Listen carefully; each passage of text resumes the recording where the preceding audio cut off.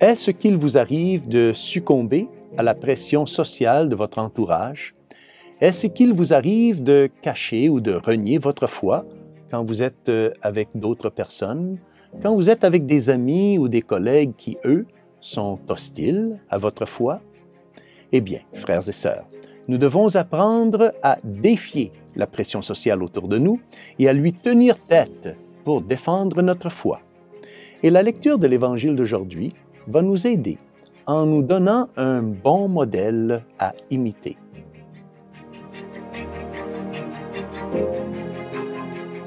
Au nom du Père, et du Fils, et du Saint-Esprit. Amen. Chers frères et sœurs, Salve Maria, et bienvenue au commentaire de l'Évangile d'aujourd'hui. La lecture de l'Évangile d'aujourd'hui met en scène un pharisien, et oui, un pharisien qui, lui, est attiré par Jésus. Il s'appelle Nicodème.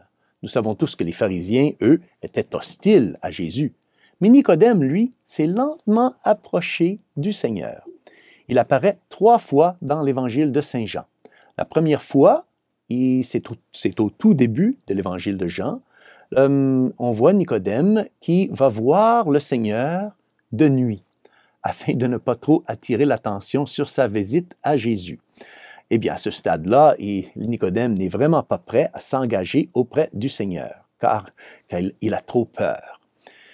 La 3e fois, Nicodème apparaît, c'est à la toute fin de l'Évangile de Jean, lorsque Nicodème s'arrange avec Joseph d'Arimathie pour donner à Jésus un enterrement digne.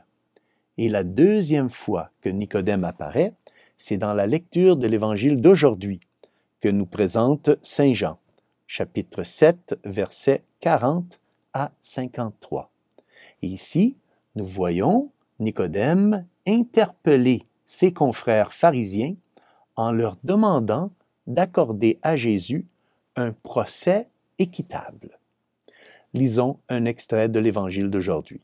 Nicodème, l'un d'entre eux, celui qui était allé précédemment trouver Jésus, leur dit: « Notre loi permet-elle de juger un homme sans l'entendre d'abord pour savoir ce qu'il a fait? » Nicodème dit cela parce que ses collègues les pharisiens ont déjà condamné notre Seigneur et ils ont déjà décidé de le tuer.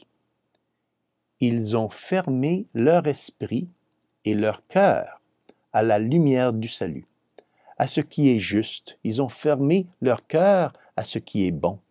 Et c'est pourquoi ils ont même commencé à attaquer Nicodème. Écoutons. Ils lui répondirent: « Serais-tu, toi aussi, de Galilée? Cherche bien, et tu verras que jamais aucun prophète ne surgit de Galilée. » Nicodème rompt donc avec ses collègues. Il rompt avec la pression sociale autour de lui parce qu'il s'est laissé attirer par la lumière du salut. Et cette lumière divine et céleste de vérité et de bonté lui a donné le courage de s'opposer à la pression sociale de ses amis et de ses collègues, les pharisiens. Nicodème est un exemple de quelqu'un qui s'est progressivement rapproché du Seigneur et qui a pris sa défense. Son histoire nous rappelle qu'il y a souvent, et oui, il y a souvent un prix à payer lorsque nous grandissons dans notre relation filiale avec le Seigneur. Et il se peut que nous nous trouvions seuls à défendre notre foi. Seuls parce que nous nous ouvrons à la lumière et à la vérité du Seigneur. Nicodème était ouvert. Nicodème n'était pas fermé. Il était également courageux parce qu'il cherchait la vérité et qu'il était fidèle à cette recherche.